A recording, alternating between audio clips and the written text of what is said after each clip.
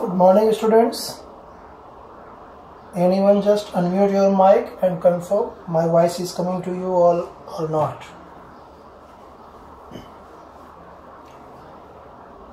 Good morning, students. One person just unmute your mic and confirm my voice is clear to you all or not.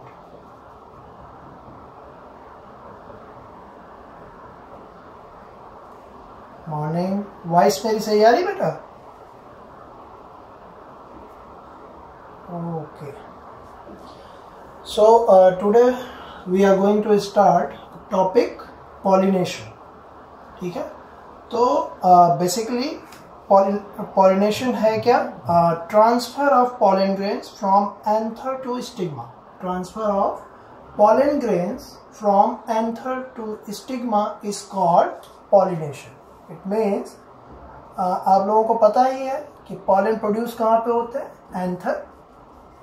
ठीक है, तो यहां से जो transfer होता है टू मतलब up to the stigma. Stigma क्या है? That is the part of pistil. ठीक है, तो यहां से पॉलन ग्रेन, ठीक है, जो ट्रांसफर होता है स्टिग्मा तक, इस प्रोसेस को हम कहते हैं पॉलिनेशन. ठीक है, अगर हम देखें तो पॉलिनेशन के बेसिस पे ये जो है 3 डिफरेंट टाइप का पॉलिनेशन जो है ओवरऑल प्लांट्स में देखने को मिलता है.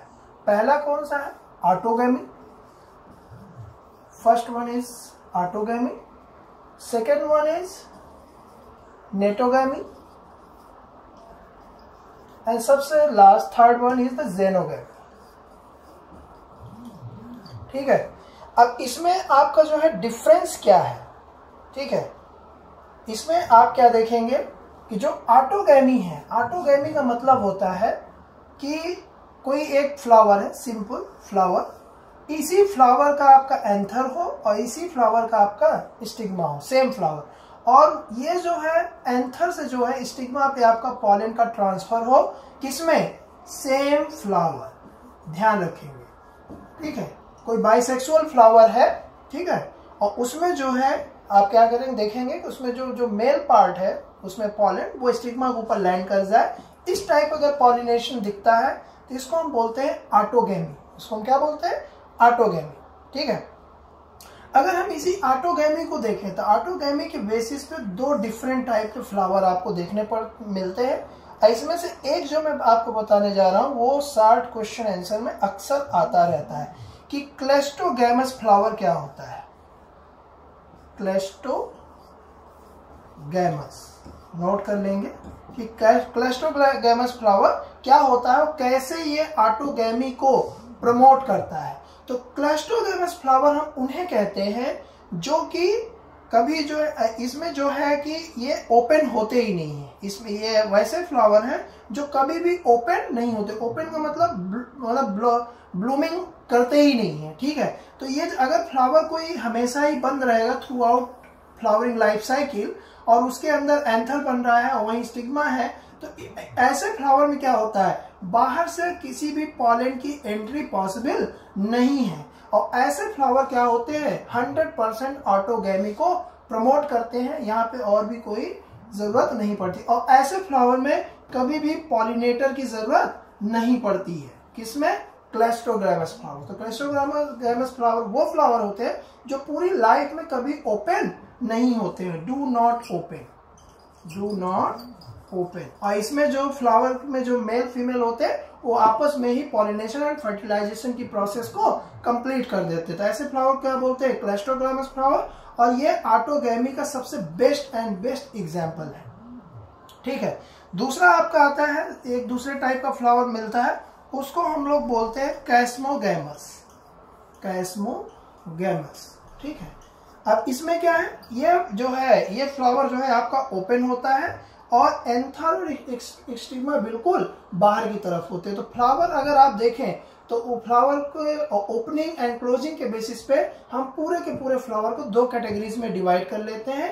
पहला क्लेस्टोगैमस और दूसरा कैस्मोगैमस. तो क्लेस्टोगैमस जो होते हैं वो 100% आपके ऑटोगैमी को प्रमोट करते हैं, और जो कि कैस्मोगैमस फ्लावर में ऑटोगैमी भी मिल सकता है, नीटोगैमी भी मिल सकता है और जेनोगैमी भी मिल सकता है.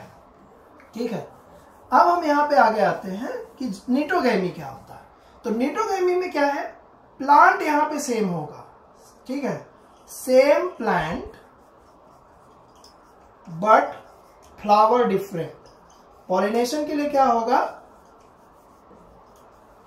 यहां पे पॉलिनेशन के लिए क्या होगा, प्लांट तो सेम होगा लेकिन जो पॉलिन आएगा वो इसी प्लांट के किसी दूसरे फ्लावर से आएगा, ठीक है। मान लीजिए कोई प्लांट, उस पे 4 to 5 फ्लावर्स लगे हुए हैं, तो इसमें से क्या होगा, आपस में ही एक दूसरे में क्या होगा, वो पॉलिन का ट्रांसफर करेंगे। तो इस तरीके, मतलब सेम प्लांट हो बट डिफरेंट फ्लावर डिफरेंट हो, अगर ऐसा पॉलिनेशन देखने को मिलता है उसे हम बोलते हैं निटोगेमी, ठीक है। And now third one is xenogamy. Xenogamy में क्या है, सेम स्पीसीज क्या होना जरूरी है, यहां पे सेम प्लांट स्पीसीज होना है बट प्लांट इज डिफरेंट, मतलब जो एंथर आता है वो डिफरेंट प्लांट से आता है, डिफरेंट फ्लावर से नहीं, वो डिफरेंट प्लांट से आता है। नियर बाय 3 से 4 प्लांट है तो एक से जो है आपका पॉलिन वहां से जो है आएगा और दूसरे प्लांट के जो है स्टिग्मा, फ्लावर के स्टिग्मा पे क्या करेगा, लैंड करेगा। तो इस तरीके का अगर पॉलिनेशन आपको देखने को मिलता है तो उसको हम बोलते हैं जेनोगेमी। सो पॉलिनेशन जो है ये 3 टाइप्स के होते हैं और हमने इनके ऑल 3 टाइप्स को यहाँ पे डिस्कस कर लिया, ऑटोगेमी, नेटोगेमी एंड जेनोगेमी। क्लियर? यहां से कोई क्वेरी हो तो माइक अनम्यूट करके पूछ सकते हैं, अदरवाइज मैं जो है आगे प्रोसीड करूंगा। Any queries? And please note करते जाइएगा, हमेशा कॉपी पेन के साथ बैठा करिए और इसे नोट करते रहा करिए। ये आपका समरी नोट्स बनेगा, बहुत बढ़िया, आपको जो है प्रिपरेशन टाइम में आपको बहुत हेल्प करेगा, ठीक है। चलिए अब हम लोग आते हैं नेक्स्ट पार्ट। यहाँ पे नेक्स्ट देखते हैं कि ठीक है, हमने तो देख लिया पॉलिनेशन क्या होता है, कितने टाइप के होते हैं। अब हम यहाँ पे देखेंगे एजेंट्स ऑफ पॉलिनेशन। अब बात करेंगे कि पॉलिनेशन के लिए कितने डिफरेंट टाइप के एजेंट्स यूज होते हैं। तो एजेंट्स वो होते हैं जो मीडियम बनते हैं, क्या बनते हैं, मीडियम, जो पॉलन को वहां से एंथर से ट्रेवल कराते हैं टू द स्टिग्मा, ठीक है। तो यहाँ एजेंट्स में अगर हम देखें तो इनको हम 2 मेजर कैटेगरी में डिवाइड कर सकते हैं। पहला एबायोटिक एजेंट और second one is biotic. Second को हमने क्या कह लिया यहाँ पे, बायोटिक। तो एबायोटिक एजेंट में अगर हम एग्जांपल लें तो ऑब्वियसली आप जानते हैं एबायोटिक फैक्टर क्या होते हैं, एयर, वाटर, ठीक है।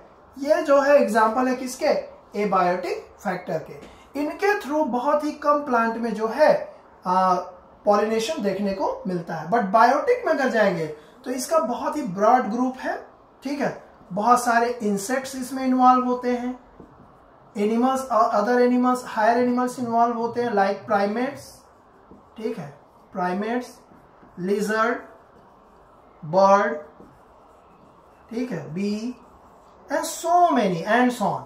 तो बायोटिक में अगर आप देखेंगे तो बहुत ही बिग ग्रुप मिलता है जो कि क्या करता है, पॉलिनेशन का काम कराता है, ठीक है। तो अभी हमने क्या देखा, एजेंट्स ऑफ पॉलिनेशन में हमने 2 ब्रॉड कैटेगरीज करी, एबायोटिक एंड बायोटिक। और यहाँ पे एक पॉइंट मैंने बताया कि एबायोटिक के थ्रू बहुत ही कम प्लांट हैं ऐसे जिनमें एबायोटिक मोड्स के थ्रू जो है पॉलिनेशन देखने को मिलता है, और मेजॉरिटी ऑफ प्लांट आते हैं वो उनमें पॉलिनेशन जो है बायोटिक ग्रुप के थ्रू ही होता है। अब यहाँ पे हम थोड़ा सा देखेंगे कि ये जो पॉलिनेशन है, जो ये एजेंट्स इसमें इन्वॉल्व हो रहे हैं, तो प्लांट इन्हें क्या बेनिफिट देता है, प्लांट इसके लिए कैसे अडॉप्ट करता है अपने आप को, ठीक है। तो अब ये पॉइंट आप लोग थोड़ा सा नोट करें। तब हम लोग डिस्कस करते हैं कि एबायोटिक मोड से कैसे आपका पॉलिनेशन होता है।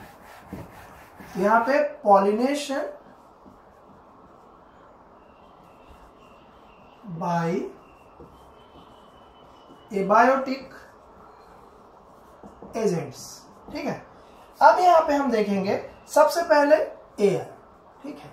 तो एयर के थ्रू अगर कोई पॉलिनेशन हो रहा है तो उस प्लांट को कैसा होना चाहिए, कैसा दिखना चाहिए, और उसमें किस टाइप के मॉडिफिकेशंस मिलने चाहिए। तो अगर एयर के थ्रू है या विंड पॉलिनेशन है तो इसमें सीधी सी बात है, पॉलन ग्रेन कैसा होना चाहिए, लाइट वेट। उसका पॉलन ग्रेन का वेट कैसा होना चाहिए, लाइट। ठीक है, तो यहाँ मॉडिफिकेशंस पे लिख लेते हैं, यहाँ पे लेट से पॉलन की कैटेगरीज। तो पॉलन कैसा होना चाहिए, लाइट वेट। ठीक है, कैसा वेट हो, लाइट वेट। नॉन स्टिकी कैसा होना चाहिए, नॉन स्टिकी, क्योंकि स्टिकी होगा तो आपस में एक दूसरे में वो जो है मिक्स कर जाएगा और वो जो है एयर में फ्लोट नहीं करेगा। तो पॉलन कैसा होना चाहिए, लाइट, नॉन स्टिकी और विंग्ड। कैसा होना चाहिए, विंग्ड। अगर उसमें विंग काइंड ऑफ कुछ अपर्चर है तो वो इजिली जो है एक जगह से दूसरी जगह वो फ्लाई कर सकता है, एयर के करंट के साथ फ्लो कर सकता है और स्टिग्मा तक वो रीच कर जाएगा। ठीक है, अब यहाँ पे एंथर कैसा होना चाहिए। अगर जो प्लांट ऐसे हैं जिनमें पॉलिनेशन बाय एयर होता है तो उसमें एंथर कैसे होने चाहिए, वेल एक्सपोज्ड। वेल एक्सपोज्ड का मतलब क्या होता है कि अगर कोई फ्लावर है तो स्टेमेन इतना लंबा हो, स्टेमेन का फिलामेंट इतना लंबा हो कि बिल्कुल वो प्लांट के बाहर है, जिससे जब एयर करंट फ्लो कर रहा हो तो जैसे ही ये जो है बर्स्ट करे तो पॉलन एयर करंट में मिक्स हो जाए और एक जगह से फ्लो करके दूसरी जगह इजीली जा सके। ठीक है, तो इसको एंथर कैसा होना चाहिए, वेल एक्सपोज्ड। नाउ ऐसे प्लांट में जो विंड के थ्रू पॉलिनेशन मिलता है जिनमें, उसमें स्टिग्मा बेसिकली कैसी होनी चाहिए, लार्ज एंड फेदरी। ठीक है, कैसा होना चाहिए, लार्ज एंड फेदरी। अगर इसका एग्जांपल आपको देखना हो तो आप जानते हैं कि हम लोगों के एरिया में जो है बहुत ज्यादा जो है कॉर्न की फसल हम लोग क्या करते हैं, कल्टीवेट करते हैं। तो कॉर्न में आप ध्यान से देखते हैं कि उसमें क्या होता है, एक जो व्हाइट या सम अदर कलर में हेयर लाइक स्ट्रक्चर बाहर निकला हुआ होता है, एक्सपोज रहता है। ठीक है, वो क्या है, वही आपका क्या होता है, वो एक्चुअली क्या है, स्टाइल एंड स्टिग्मा होता है। होता क्या है, स्टाइल एंड स्टिग्मा। तो आप देख सकते हो वो कितना ज्यादा लार्ज है। तो एक्चुअली एयर या विंड पॉलिनेशन का बेस्ट एग्जांपल आपका मेज प्लांट है। अगर एग्जांपल हम देखें तो मेज, जो कि आपके एरिया में खूब सारा होता है, और इसे आप ध्यान से देखें तो ये सारे मॉडिफिकेशन आपको उस प्लांट में देखने को मिलेंगे। ठीक है, पॉलन जो है लाइट, नॉन स्टिकी, विंग्ड होता है, वेल एक्सपोज्ड होता है, एंथर वेल एक्सपोज्ड बिल्कुल बाहर की तरफ, एंड स्टिग्मा क्या है, लार्ज एंड फेदरी, जो कि आपके मेज प्लांट में साफ साफ देखने को मिलता है। और यहाँ पे फ्लावर फ्लावर ओवरऑल फ्लावर कैसा होना चाहिए, उसके बारे में हम थोड़ा सा बात कर लें। तो ओवरऑल जब फ्लावर की बात करेंगे तो फ्लावर क्या है, उसमें वन ओव्यूल, ठीक है, होना चाहिए, single ovule in ovary and arranged in inflorescences. इसको अरेंज्ड इन इनफ्लोरेंसेस। ठीक है, तो इनको क्या है, एक जगह एक साथ इकट्ठा रहना चाहिए। मतलब सॉलिटरी अगर फ्लावर होगा तो सॉलिटरी, अगर आप प्लांट को ऐसा देखिए उसमें फ्लावर सॉलिटरी हो, मतलब अलग हो, इन्फ्लोरेंसेस पे ना लगा हुआ हो, तो ऐसे प्लांट में आप सीधे कह सकते हैं कि ये जो प्लांट है इसमें विंड के थ्रू पॉलिनेशन नहीं मिलेगा। क्योंकि अगर विंड के थ्रू पॉलिनेशन होना है तो ये क्राइटेरियाज उस पर्टिकुलर प्लांट में मिलने चाहिए। पॉलन कैसा होना चाहिए, light, non sticky, winged, anther well exposed, stigma large and feathery, flower one ovule arranged in inflorescences. That is the important part. What is the inflorescences? Inflorescences में आप जानते हैं कि more than 2 flowers एक साथ एक bunch में रहते हैं, तो ऐसे पार्ट को क्या बोल देते हैं, inflorescences बोल देते हैं। ठीक है, तो फ्लावर कैसा होना चाहिए, inflorescences, किसके लिए, फॉर विंड पॉलिनेशन। ठीक है, अब यहीं पे एक चीज और है, पॉलन का जो नंबर है ये भी बहुत लार्ज नंबर में प्रोड्यूस होना चाहिए। पॉलन कैसा होना चाहिए, लार्ज नंबर में, किसके रेशियो में, ओब्यूल के रेशियो में। ठीक है, तो जो विंड के थ्रू जिस प्लांट में पॉलिनेशन मिलता है उसमें पॉलन का फॉर्मेशन बहुत ज्यादा होता है, किसके रेशियो में, किसके कंपेयर में, ओब्यूल के कंपेयर में। ठीक है, तो that is all for the air pollination. ठीक है, अब हम यहाँ पे आगे बात करेंगे वाटर पॉलिनेशन की। ठीक है, आई होप आप लोगों ने इसे नोट कर लिया होगा। यहां तक कुछ क्वेश्चन पूछना हो तो आप पूछ सकते हैं। एनीवन?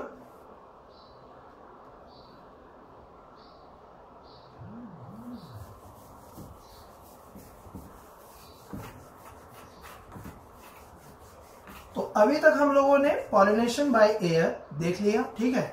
अब इसमें हम लोग शुरू करते हैं pollination by water. Aquatic plant में वाटर जो है हेल्प करता है। तो इसमें इसके थ्रू पॉलिनेशन अगर हम देखें तो ओवरऑल 30 जेनरा अब तक रिपोर्टेड है जो कि वाटर के थ्रू पॉलिनेशन करते हैं। सो बहुत ही स्मॉल ग्रुप है एंजियोस्पर्मिक प्लांट का जो वाटर के थ्रू पॉलिनेशन करता है। और इसमें से जो ये 30 जेनरा है मोस्ट ऑफ मोनोकॉटिलिडेंस है। किस फैमिली किस ग्रुप के हैं? मोस्ट ऑफ द मोनोकॉटिलिडेंस, ठीक है।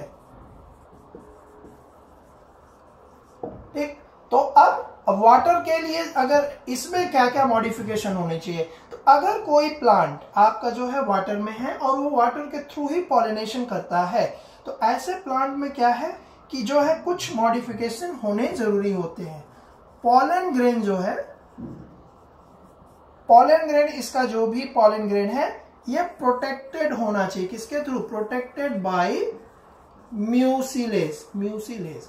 अगर इसके पॉलन के ऊपर म्यूसिलेज नहीं मिलेगा तो आप समझिएगा कि ये वाटर में क्या करेगा, पॉलन जो है रॉटन कर जाएगा, डिग्रेड कर जाएगा और वो जो है फर्टिलाइजेशन के लिए नहीं सुटेबल रह जाएगा। सो सबसे मोस्ट प्रायोरिटी क्या है कि वाटर पॉलिनेशन के लिए कि इसमें जो आपका पॉलन है वो म्यूसिलेज के थ्रू प्रोटेक्टेड होना चाहिए, ठीक है। और इसमें अगर फ्लैजला वगैरह हो या स्विमिंग के लिए कुछ स्पेशल एपर्चर हो जिसके थ्रू वो क्या कर सके, पैसिवली फ्लोट कर सके, तो वो भी इसमें क्या होगा, हेल्पफुल होगा।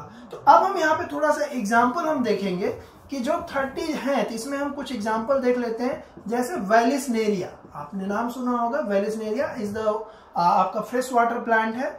वेलिसनेरिया, इसमें जो है पॉलिनेशन बाय वाटर होता है। और एक है आपका जूस्टेरा जो कि मेरीन सी ग्रास है, ठीक है। इसमें भी जो है पॉलिनेशन किसके थ्रू मिलता है? Through the water.